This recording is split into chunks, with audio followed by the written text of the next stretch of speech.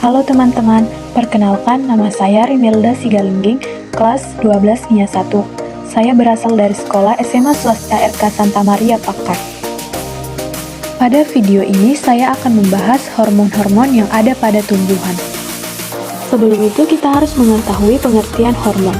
Hormon tumbuhan atau fitohormon adalah sekumpulan senyawa organik bukan hara atau nutrien, baik yang terbentuk secara alami maupun dibuat oleh manusia yang dalam kadar sangat kecil mampu mendorong, menghambat, atau mengubah pertumbuhan, perkembangan, dan pergerakan atau taksis tumbuhan. Untuk hormon yang pertama yaitu hormon auksin. Hormon auksin adalah senyawa asam indol asetat atau IAA yang dihasilkan di ujung meristem apikal atau ujung akar dan batang. F. Wen pada tahun 1928 pertama kali menemukan auksin pada ujung koleoptil kecambah gandum Avena sativa.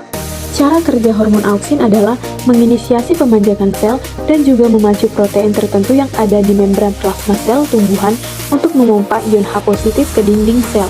Ion H positif mengaktifkan enzim tertentu sehingga memutuskan beberapa ikatan silang hidrogen rantai molekul selulosa penyusun dinding sel.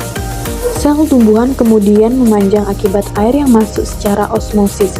Peran fisiologi auksin yaitu dominansi apikal, diferensiasi berkas pengangkut, induksi akar adventif dan akar lateral, menghambat absisi, memacu pemanjangan sel, menstimulasi sintesis etilen, menstimulasi perkembangan buah. Selanjutnya, hormon yang kedua yaitu hormon giberellin. Nama giberellin berasal dari Gibberella fujikurol, jamur penghasil hormon dalam film Ascomycota yang menyebabkan pertumbuhan berlebihan dan hasil yang buruk pada tanaman padi. Giberellin disintetis oleh jaringan meristem apikal yang berada di akar, batang, daun muda, dan juga embrio biji tanaman.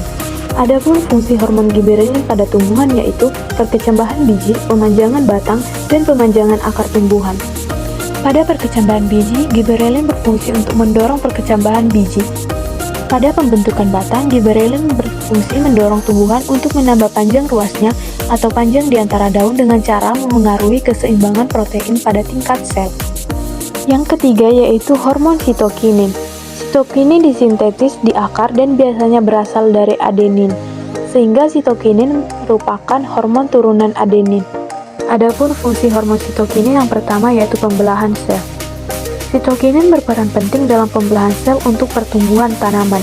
Sitokinin bekerja sama dengan hormon auksin dan menginisiasi pembelahan sel pada tunas dengan cepat, pertumbuhan ujung daun dan batang, embriogenesis, perkembangan jaringan pengangkut, juga mencegah kekerdilan pada tumbuhan. Sitokinin yang memicu pembelahan sel berarti dapat membuat pemanjangan sel. Sel yang awalnya masih muda dan sedikit mengalami pertumbuhan akibat adanya sitokinin. Sel memanjang juga perlahan menumbuhkan bagian baru dari tumbuhan. Fungsi yang selanjutnya yaitu diferensiasi sel. Sitokinin mendorong diferensiasi atau pengkhususan sel. Sel muda yang tidak memiliki fungsi spesifik berdiferensiasi untuk membangun organ dengan fungsi spesifik karena adanya sitokinin. Sitokinin menginduksi pembentukan daun baru, kloroplas pada daun, pembentukan tunas lateral, pemanjangan akar, pembentukan tunas adventif, dan juga lignifikasi serta diferensiasi kambium antarfasikular. Fungsi yang selanjutnya yaitu penuaan sel. Setelah mendorong diferensiasi sel muda, sitokinin juga mendorong penuaannya, membuat daun muda yang awalnya pucuk kecil menjadi memanjang, melebar, dan berubah menjadi daun tua dengan fungsi yang sempurna. Walaupun mendukung penuaan sel muda, sitokinin dapat memperlambat terjadinya daun, bunga, serta buah yang gugur. Hal tersebut karena sitokinin bisa meningkatkan penyerapan nutrisi dan mentransportasikan ke seluruh bagian tanaman. Hormon yang selanjutnya yaitu gas etilen. Gas etilen merupakan hormon utama pada tumbuhan yang memengaruhi beragam proses dalam pertumbuhan, perkembangan, dan respons stres sepanjang siklus hidup tanaman. Adapun fungsi gas etilen yaitu sebagai perkecambahan biji, perkembangan akar dan tunas, pertumbuhan akar, pembentukan akar adventif, absisi daun dan buah, pembungaan, penentuan jenis kelamin, dan penuaan daun dan bunga. Etilen juga memediasi respons adaptif terhadap berbagai tekanan seperti kekeringan, banjir, serangan patogen, dan salinitas tinggi. Hormon yang kelima yaitu asam traumalin. Asam traumalin adalah asam dikarboksilat rantai lurus tak jenuh tunggal dengan ikatan rangkap pada C2 yang terdapat pada tumbuhan. Asam traumalin disebut pula dengan istilah hormon luka. Adapun fungsi asam traumalin yang pertama yaitu memperbaiki jaringan yang terluka pada tumbuh. Fungsi asam traumalin yang utama adalah sebagai hormon yang bertindak untuk memperbaiki jaringan yang terluka pada tumbuhan. Proses perbaikan jaringan yang dipengaruhi oleh aktivitas asam traumalin ini akan terjadi secara sistematis. Hormon ini akan merangsang sel-sel yang ada dalam jaringan rusak tumbuhan hingga terjadi pembelahan sel. Asam traumalin akan menutup luka pada bagian jaringan yang rusak tersebut. Fungsi yang kedua yaitu mengaruhi proses perkembangbiakan tumbuhan tingkat sederhana. Asam traumalin mempengaruhi proses perkembangbiakan tumbuhan tingkat sederhana seperti pada ganggang. Fungsi yang ketiga yaitu meningkatkan kandungan protein pada tumbuhan tingkat sederhana. Fungsi yang keempat yaitu memengaruhi proses tumbuhan. Hormon yang keenam yaitu asam absisat. Asam absisat adalah hormon dari karotenoid yang bisa menghambat pertumbuhan sel pada tumbuhan. Hormon ini dibuat pada daun dan akar dewasa tumbuhan, kemudian diangkut ke jaringan yang membutuhkannya.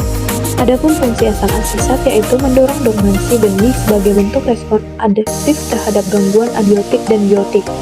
Lalu berperan penting dalam pertumbuhan juga perkembangan tumbuhan tanpa tekanan. Fungsi asam absisat lainnya adalah mempertahankan tumbuhan dari tekanan lingkungan yang buruk seperti kekurangan air dan unsur hara. Saat tumbuhan kekurangan air, asam absisat akan bekerja dengan meningkatkan kadar hormon ini di sel penutup stomata. Akibatnya, stomata akan tertutup dan transpirasi akan berkurang. Dengan demikian, keseimbangan air dapat terjaga. Hormon yang terakhir adalah kalin. Hormon kalin merupakan hormon yang merangsang pembentukan organ tubuh pada tumbuhan. Hormon kalin ini terletak di jaringan meristem tumbuhan dan bekerja untuk membantu akar, batang, daun, bunga, dan buah pada tumbuhan cepat bertumbuh. Di dalam tubuh tumbuhan, hormon kalin dibedakan menjadi 4 jenis yaitu yang pertama hormon rizokalin. Istilah rizo pada rizokalin merujuk pada akar tumbuhan, sehingga hormon rizokalin ini berfungsi merangsang pembentukan akar. Dengan adanya hormon rizokalin, tumbuhan dapat mempercepat pertumbuhan akar primer dan akar sekundernya. Selanjutnya, hormon kaulokalin. Secara umum, hormon kaulokalin berfungsi untuk merangsang pembentukan batang pada tumbuhan. Batang memiliki fungsi untuk menegakkan tumbuhan, menghubungkan akar dan daun, serta sebagai cadangan makanan pada tumbuhan. Selanjutnya, hormon filokalin. Hormon filokalin merupakan hormon dari dalam tumbuhan yang berfungsi untuk merangsang pembentukan dan pertumbuhan daun. Daun adalah bagian penting tumbuhan yang berfungsi untuk tempat terjadinya fotosintesis pada tumbuhan. Di dalam daun terdapat kandungan klorofil atau zat hijau daun yang digunakan untuk membantu fotosintesis. Dengan begitu, peran hormon filokalin ini sangat penting bagi tumbuhan, sebab jika produksi hormon ini terganggu, maka akan berdampak pada proses fotosintesis tumbuhan. Yang terakhir yaitu hormon antokalin. Antokalin merupakan jenis hormon yang berfungsi sebagai merangsang proses pembentukan bunga. Pada tumbuhan, bunga merupakan organ generatif yang berfungsi untuk perkembangbiakan pada tumbuhan. Masing-masing bagian bunga punya peran bagi tumbuhan, terutama putik dan benang sari. Demikian materi yang dapat saya paparkan. Sebagai penutup, saya ucapkan terima kasih.